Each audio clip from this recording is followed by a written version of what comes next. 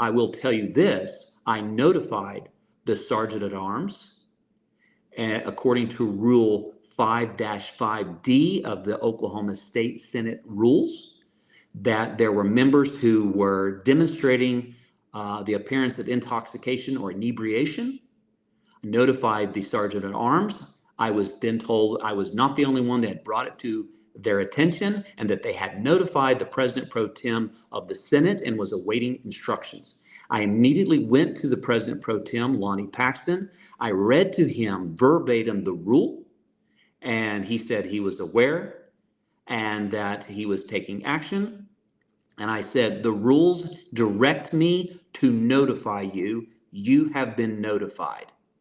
So I would argue that some of the overt cutting of deals was probably incentivized, or at least the inhibitions could have been contributed to or attributed to Tito's vodka. I'm just speculating at this point. But if you have had dinner with a number of senators, you know when they look inebriated, when they act inebriated, you know when they're elongating their vowels in their presentations or debates, and they don't usually do this, it looks suspicious, okay? It might have been Seagram's, by the way. It might not have been Seagram's. It could have been Tito's. It could have been Wild Turkey.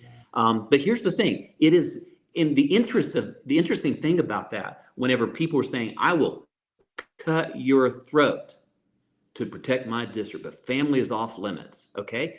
The crazy thing is we were debating on whether or not to remove an appointed official to the state of Oklahoma, right? One of the things that you can be removed by the Constitution of the state of Oklahoma is by being inebriated or intoxicated. And I would argue that it was apparent to many of us on the floor, to the extent that I wasn't the only senator who was bringing it to the attention of leadership, that there were members on the floor who were inebriated or showing signs of intoxication. I would argue that some of those arguments and debates against me was fueled in part by alcohol. And here's the thing, the people of Oklahoma have the right to expect their elected officials to represent them in a way that is dignified and reflects their fullest capacity, not to be incapacitated and making rules or cutting deals to pass legislation that are not in the interest of the public. Intoxication is an impeachable offense. Is that true? That is correct.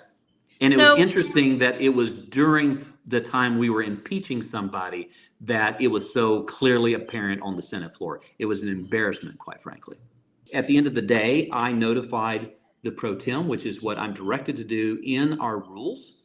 And it was towards the end of session. Do you think that you and your constituents and your family are best represented whenever you have intoxicated members on the Senate and House floor voting for the taxes that you pay, the laws that you have to abide by, and think that those laws do not apply to them? And I think the public would have a very pronounced opinion on that. Not only that, but on the conflict of interest associated with senators who have the ability to fire people in state agencies and having their spouses work in those state agencies. I think the public have a right to, one, know it's happening, and two, have an opinion about that.